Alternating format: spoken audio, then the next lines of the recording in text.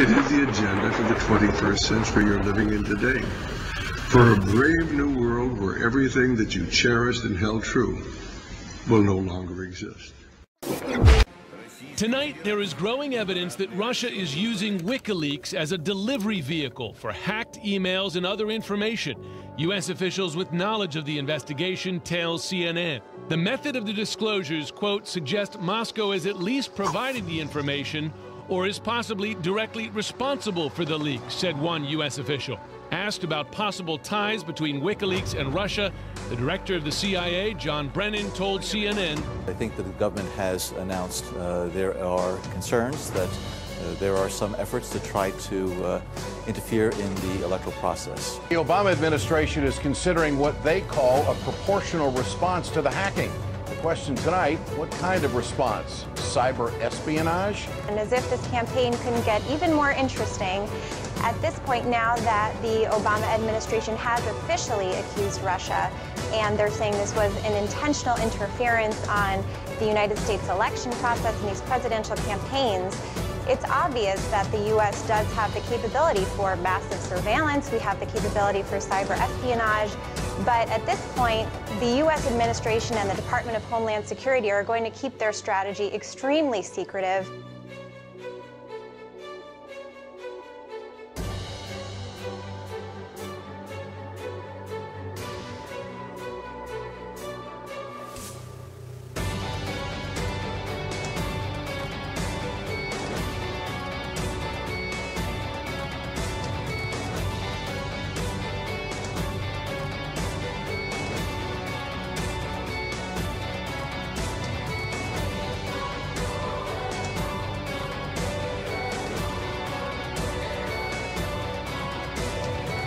Russian President Vladimir Putin has hit France with some stinging remarks. This comes after Moscow vetoed France's UN resolution to halt the violence in the Syrian city of Aleppo.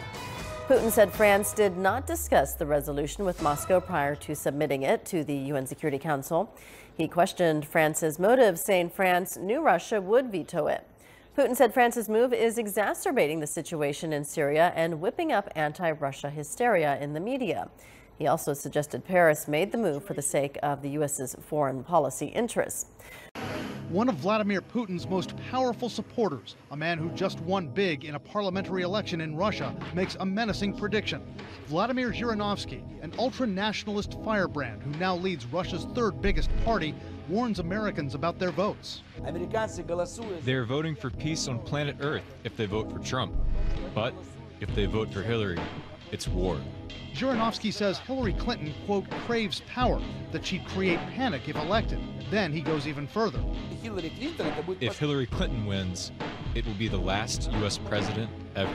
Now a U.S. Navy destroyer firing Tomahawk missiles at 3 radar sites in Yemen. The U.S. has retaliated against Yemen after yet another attack on a Navy ship. An escalation in this area. Tomahawk cruise missiles targeting multiple radar sites along the Red Sea that took part in 2 failed attacks on the USS Mason. Those missiles launched by a U.S. destroyer and hitting areas controlled by Iranian-backed Houthi rebels. An airstrike on one of the biggest markets in rebel-held parts of Aleppo has left at least 15 people dead. It is just the latest attack in a massive Russian-backed Syrian offensive to regain control of that city.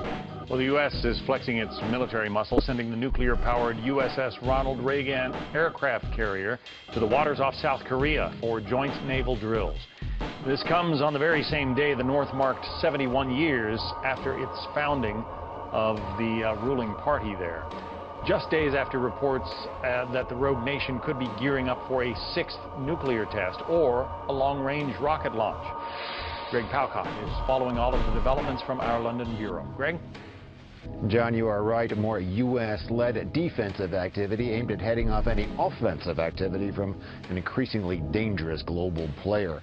The USS Reagan is just the tip of the spear of a major U.S. naval presence taking part in exercises with the South Korean Navy in the waters off of South Korea. And it's being launched on a day that North Korea is marking the founding of its national party. It's dates like these that Pyongyang in the past have used to launch their own offensive actions. Missile launches or nuclear tests, so far none have been reported, but it was reported over the weekend, John, that there was more activity at a satellite rocket launch facility. There's also been preparations at a nuclear test site. In Seoul today, U.S. Ambassador to the UN, Samantha Powers, met with South Korean officials. They're discussing another round of sanctions aimed at hemming North Korea in, but so far it hasn't been doing too good. According to a new report from the RAND Corporation, as of now, there is enough nuclear fissile material in the hands of Pyongyang to make 20 nuclear bombs. By 2020, there could be enough for 100 bombs and the rockets, the missiles, to launch them to their targets that could include the United States. These people who are coming now are refugees not from people hungry without bread and water. People who yesterday were proud of their homes, were proud of their position in society, were very often very well educated, very well off, and so on. But they are refugees now, and they come here. And whom they meet here? The precariat. Precariat lives by anxiety, by fear. We have nightmares. I have a very nice social position. I would like to stick to it. I would like to continue. Precariat comes from the French word précarité, and précarité in loose translation means walking or moving shuns. And now come those people from Syria and Libya. They bring these threats from faraway countries here at our backyard. They suddenly appear next to us. We can't omit their presence. And they signalize, they embody all our fears. Yesterday they were very powerful men in their country, very happy men. Like we are here today. But look what's happened today. They are homeless, they have without the means of existence. I think that the shock is only beginning. There is no shortcut solution, instant solution. So we have to brace ourselves. It's a very difficult time coming. This last year wave of immigration was not the last one. There are more and more people waiting for do just that. So you have to accept this is the situation. Let us come together and find a solution. Since the start of October, more than 10,000 people from North Africa have added to the 460,000 refugees Italy is housing as one of the frontline states in the migrant crisis. Italian Prime Minister Matteo Renzi now wants EU funding of uncooperative countries to be slashed. In a parliamentary address, Renzi said Italy must lead the way in taking a very tough position towards those countries that have received a lot of money for joining and belonging to the bloc, which they've used to stimulate their economies, but who he claims are now shirking their commitments towards relocating immigrants. Countries such as Hungary, which earlier this month voted against any future EU quotas. Of around 39,000 refugees due to be relocated from Italy, only 1,300 have been moved. Renzi stressed positive aspects of EU membership must be balanced by responsibilities. Overnight, a stampede of anti-police protesters clashing with riot police in Oregon, outraged over a move to give officers a pay raise.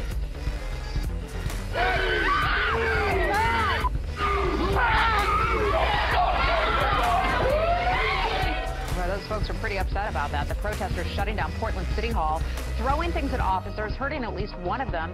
Police were forced to use pepper spray. Point tensions escalated on this housing estate you're seeing here outside Paris on the weekend, leading to 4 police officers being attacked in their vehicles. The mob also threw petrol bombs at the patrol cars. 2 Boston police officers clinging to life right now after a dramatic overnight shootout. That gunman is now dead. Witnesses say it was a scene like a war zone.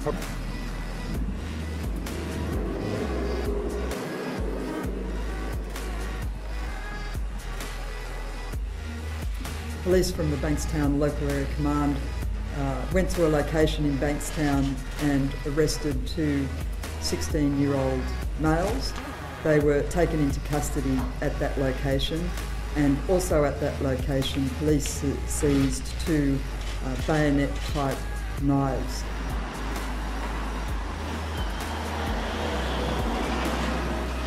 The fact that they were 16 is of course enormous concern to the government. And it reinforces the fact that we are in a very difficult operating environment where people are radicalising younger and younger, and also they're radicalising faster and faster. It's extremely important for all of us that we have community involvement in this.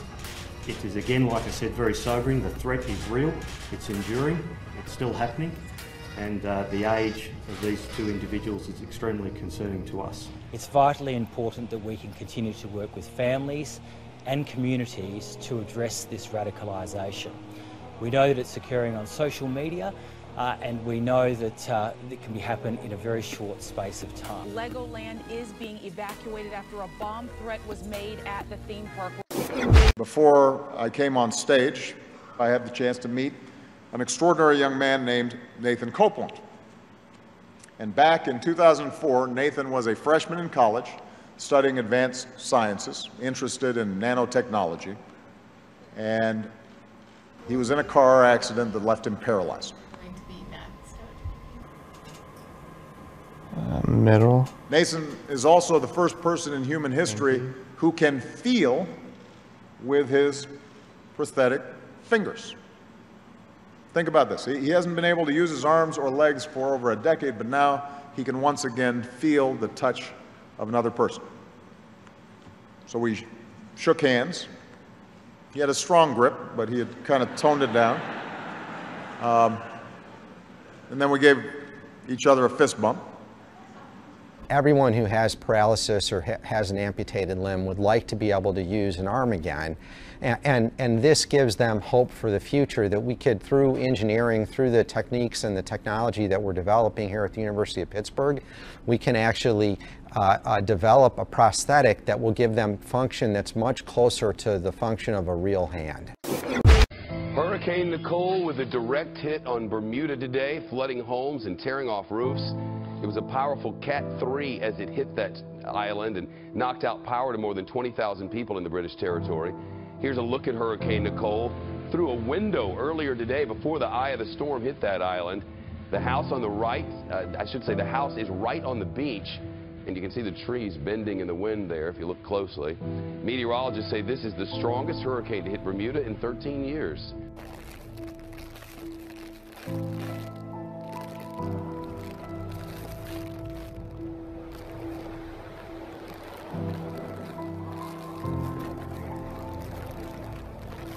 To the slow-motion disaster unfolding in the east this evening, communities bracing for a major river. It still has not crested after Hurricane Matthew, and authorities warn it's about to get even worse. And this satellite image of Edisto Beach in South Carolina before and after the hurricane. The beach eroding, the brown water there surrounding all of the homes. That's the flood water. This water was pretty much like this yesterday, too. So the concern is that even though it's reached its peak here, it may not recede for the next several days. And Manny, there are national ramifications to the damage we're seeing there.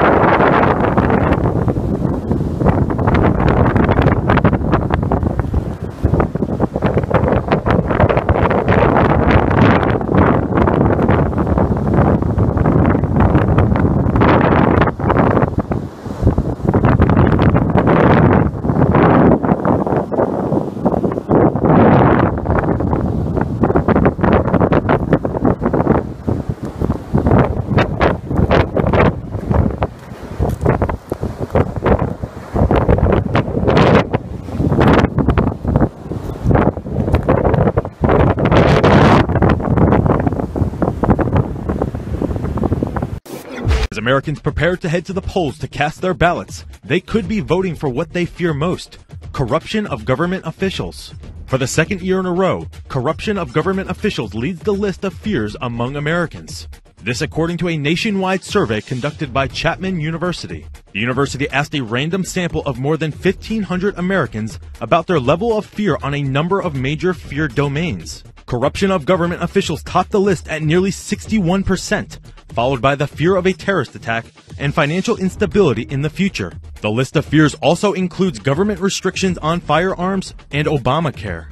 Christopher Bader, a professor of sociology at Chapman University who led the survey, says trending key factors of top fears often reflect uncertainty and what people cannot control. Can you match the reporting from our folks here at Fox about those who are dismayed on the inside of the FBI? Yes. In fact, I was up in Washington, D.C. about 10 days ago doing some business and talked to people that had been in law enforcement at the federal level and also prosecutors who said the same thing. They did not know of a current FBI agent who was familiar with the case who did not think that Hillary Clinton should face legal jeopardy because of her actions in the email case. Here's a quote. Safe to say the vast majority felt she should be prosecuted. Here's another one. Unanimous that we all thought her security clearance should have been yanked. So they hear these words from Comey and says, basically the case is closed, Peter. No matter who wins the election, there will be little joy. Both Clinton and Trump would enter the White House under dark clouds. They would be the most unpopular president-elects in history. Talking Points believes most Americans simply want the tawdry campaign to end. It's that terrible for the country. It should come as no surprise to anyone that more women are emerging to hammer Trump. Piling on is now an American sport. And like the NFL games, the news media has set up programs where so-called experts sit around for hours offering gross speculation about things they could not possibly know anything about. By the way, there are no journalistic standards anymore, as the WikiLeaks hackers have demonstrated. The cold truth is our political system has devolved into a chaotic circus where candidates with the most money usually win. Summing up, with no privacy in the country anymore, with little restraint in the media, with millions of Americans more interested in texting and social media than actually experiencing life, we have now come to a point in history that would give Nero solace. The next president of the United States will either be Hillary Clinton or Donald Trump. Cronkite once said, that's the way it is.